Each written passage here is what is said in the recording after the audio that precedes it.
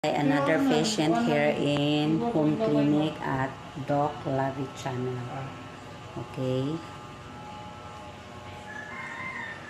Okay, another light detox removes toxin from our bodies. Okay. Si Sir, diabetes po ito, no? Mabuti na wala po siya sugat.